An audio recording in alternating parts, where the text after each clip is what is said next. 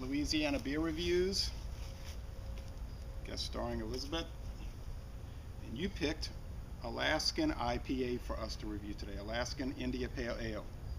I bought this in the Woodlands, Texas at HEB, I think. I don't think it was at Cost Plus World Market, but I'm getting confused because I bought a bunch at HEB and a bunch at World Market, okay? I don't know when this beer came out. They don't say on the website. I don't know how old the company is either. I forgot to check, but I wouldn't imagine it's too old. This won a bronze medal at the 2012 World Beer Cup, okay?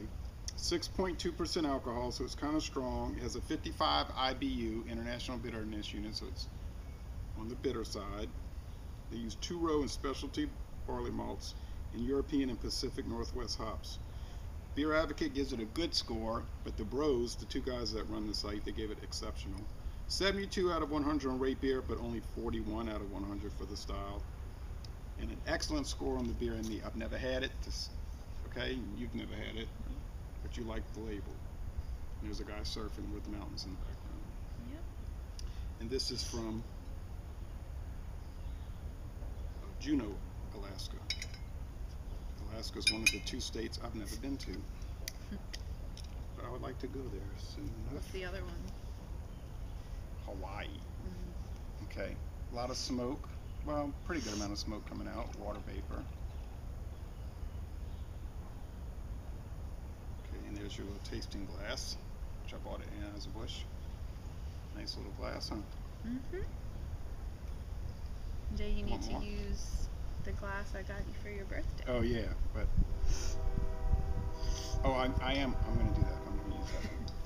Okay, what is gonna be for particular beers? Okay, a thin, and I poured it pretty aggressive, but a thin, slightly off-white head, huh? Or is it all white? It looks more white than cream. Yeah, it was not cream color for sure. Okay, I guess it's just a white head and a.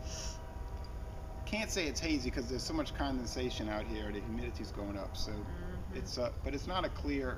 It's semi-clear and bubbly. And what's that color? Golden? Gold, yellow, a little gold. Yeah, I'm gonna say gold. Gold. Okay, let's go with the aroma. There's not a lot of lacing here. Oh man, you can really pick up. I'm gonna let you say what you think first. I know what I'm thinking. It's been a while since I've done this. I know you've been so busy.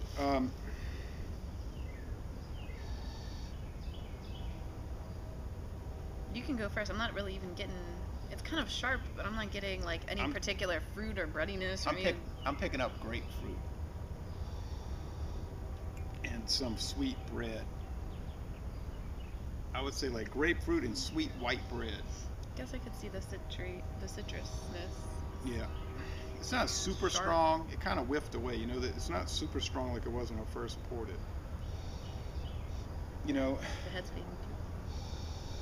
I was going to say maybe a little grassiness, but that could be the grass outside. I need to cut the grass tomorrow. Okay, not a lot of lacing, a little bit, not a whole lot. Let's go with the taste, shall we?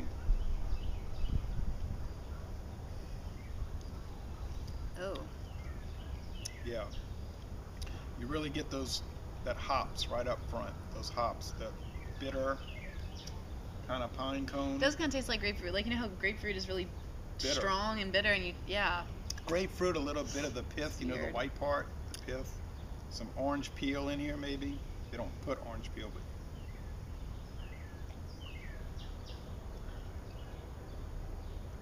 I think it's bitter. You get a little bit of that hop oil, which a lot of people say, and I agree with that, it's like pine oil. Not that anybody's ever really eaten a pine cone, but you know, you get that taste like you think it would taste. Tastes like it smells. Yeah, it's bitter, and I think you get a little bit of that white bread sweetness, and the aftertaste to me is kind of menthol. Yeah, it's a little too strong. In fact, the aftertaste, like I feel like I need to be eating something with it, kind of like wash it down, not wash it down, but you know, like to offset how bitter it is. It's kind of medium bodied, It's not a really super light beer, but then again, I don't find it's really that heavy. What do you think? It's not heavy. It's just strong. Maybe a little oily, and the finish is pretty dry, not super dry though. Oh, I say not Bud dry, not Bud Light dry, because to me Bud Light is so dry. But it's dry. It's pretty. To me, it's refreshing because I've been at work all day and I'm not really hot. But I'm kind of thirsty. I didn't drink enough water. I don't think I need to drink some more. And I think it's pretty easy to drink. But I'm used to IPAs and used to really bitter beers. I don't think you are used to drinking those. No, not nearly as much as you. This is a little too strong for my taste. I mean, would you find it would be too bitter to drink the whole bottle? I wouldn't want to. I wouldn't want it. I mean, Yeah, that's what AJ told me. it reminds me of like when you mouthwash and then try to go eat something, and there's just this strong taste in the back of your mouth.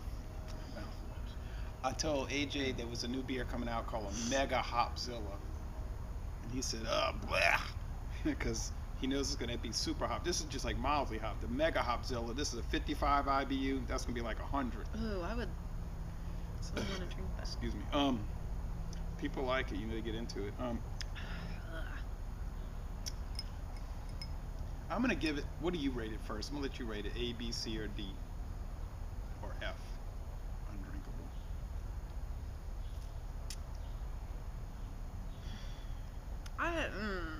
It's like I'm drinking soap or something. I'm gonna say like a C minus or a D. I'm gonna be really subjective here. Like I just really you don't have to rate like it according to how you see it. It's not even like it's so strong, but it has like a nice flavor, a nice spice. No, it's just I can't even get to the flavor. It's just so like sharp. Yeah, he hates them. Ugh. He hates these kind of beers. He would give it a D also. Like he said, I couldn't finish. He said, I couldn't finish that other IPA, whatever one it was. He said it tastes like pine sol. Finish this.